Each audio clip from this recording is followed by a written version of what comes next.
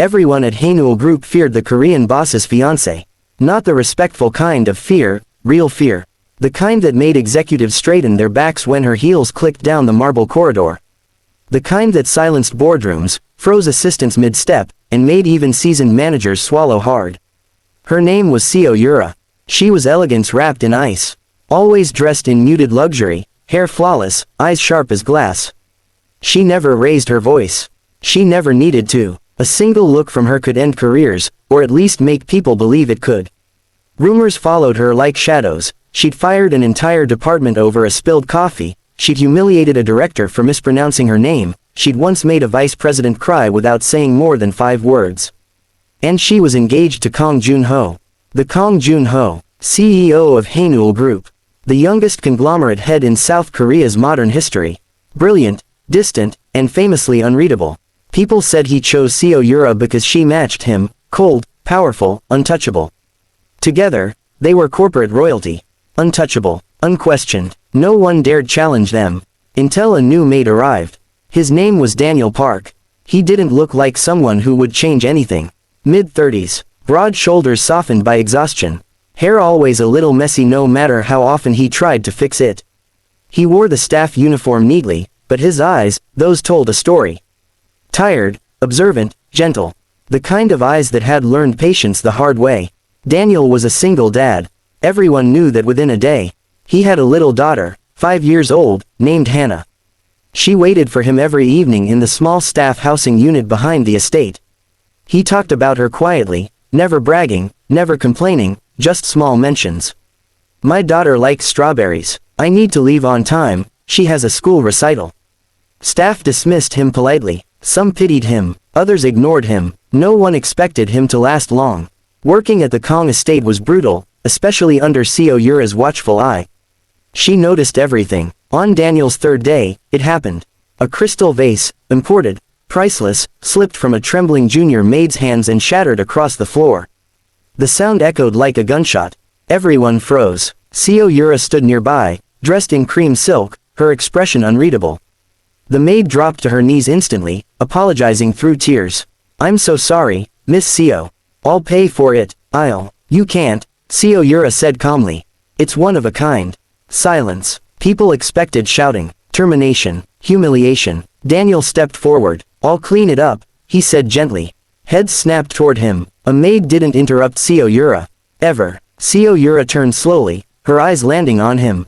Cold, measuring. This doesn't concern you, she said. Daniel bowed respectfully. It does. She's hurt. The junior maid's hand was bleeding, glass embedded in her palm. Seo Yura paused. Just for a second. Daniel grabbed the first aid kit, knelt, and carefully removed the glass, wrapping the hand with practiced care. His movements were calm, confident, like someone who'd done this many times before. Breathe, he told the maid softly. You're okay. Something shifted. No one noticed it fully. Except Seo Yura. That night, she asked about him. Who is the new maid? She asked the head housekeeper. Maid, ma'am. The man, Seo Yura corrected. With the tired eyes. The housekeeper hesitated. Daniel Park, former military medic, widowed, 1 child. Seo Yura said nothing, but from that day on, Daniel noticed things. Seo Yura watched him, not openly, not obviously, but she lingered when he spoke, observed when he worked. She noticed how he greeted every staff member the same way, guard or cleaner, junior or senior. She noticed how he always left a small plate of food outside the kitchen door at night. For the security guards, he said once when caught. They didn't ask, she replied. They shouldn't have to, Daniel said. That answer unsettled her. Weeks passed. Staff began whispering, not about fear, but confusion. Seo Yura stopped snapping at people. She corrected mistakes quietly. She asked questions instead of issuing punishments. Once, when an assistant spilled tea, she handed him a napkin herself. Are you ill? Someone dared to ask her one evening. She ignored them. What no one knew was that Seo Yura had started taking long walks through the estate garden, walks that somehow always passed by the staff quarters. One evening, she heard laughter. A child's laughter. She stopped. Daniel was sitting on the steps, his daughter Hannah beside him, showing him a crooked drawing. And this is you, Hannah said proudly. Why do I have pink hair? Daniel asked. Because Mama had pink hair, Hannah said simply. Seo Yura froze. Daniel's smile faltered just slightly, but he nodded. Then pink hair it is. Seo Yura felt something twist in her chest, sharp, unfamiliar. She turned to leave but stepped on gravel. Daniel looked up. Instinctively, he stood. I'm sorry, he said quickly. She shouldn't be here. I'll take her inside. Seo Yura stared at the child. Hannah stared back. No fear, just curiosity. You're very pretty, Hannah said. Daniel's heart stopped. Seo Yura blinked. No one had spoken to her like that in years. Thank you, she replied quietly. From that night on, everything changed. Seo Yura began asking Daniel small things. Then bigger ones. How do you stay calm? How do you forgive people so easily? Why aren't you afraid of me? Daniel answered honestly. Because fear doesn't make people better, he said. It just makes them quiet.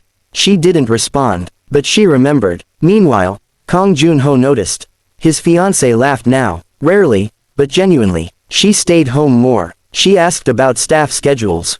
She once suggested raising wages. You've changed, Junho said one night. Seo Yura looked at him across the table. Have you? He had no answer. The breaking point came months later. Hannah collapsed at school. Daniel rushed her to the hospital, panic breaking through his calm for the first time. He called in, voice shaking. Seo Yura arrived at the hospital before anyone else.